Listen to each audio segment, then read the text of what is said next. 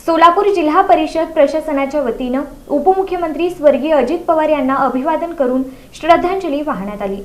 सोलापूर जिल्हा परिषद प्रशासनाच्या वतीनं उपमुख्यमंत्री स्वर्गीय अजित पवार यांना यशवंतराव चव्हाण सभागृहात श्रद्धांजली वाहताना अधिकारी आणि कर्मचारी निशब्द झाले होते।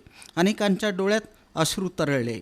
जिल्हा परिषदेत हुतात्मा दिन आणि स्वर्गीय अजित पवार यांना श्रद्धांजली अर्पण करण्यासाठी शोकसभेचं आयोजन करण्यात आलं होतं। अधिकारी आणि कर्मचाऱ्यांनी साश्रू नयनांनी स्वर्गीय अजित पवार यांना श्रद्धांजली अर्पण केली। प्रारंभी स्वर्गीय अजित पवार यांच्या प्रतिमेला CEO कुलदीप जंगम यांच्या हस्ते पुष्पहार अर्पण करून सभागृहात 2 मिनिटे स्तब्ध राहून श्रद्धांजली अर्पण करण्यात आली।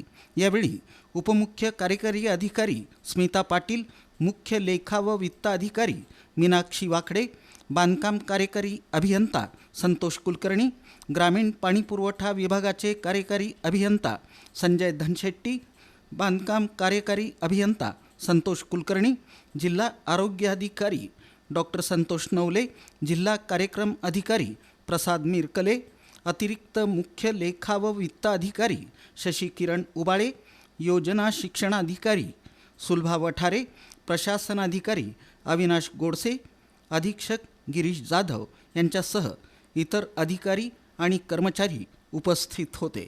शोकसभेचं सूत्रसंचालन जिल्हा कार्यक्रम व्यवस्थापक सचिन जाधव यांनी केलं।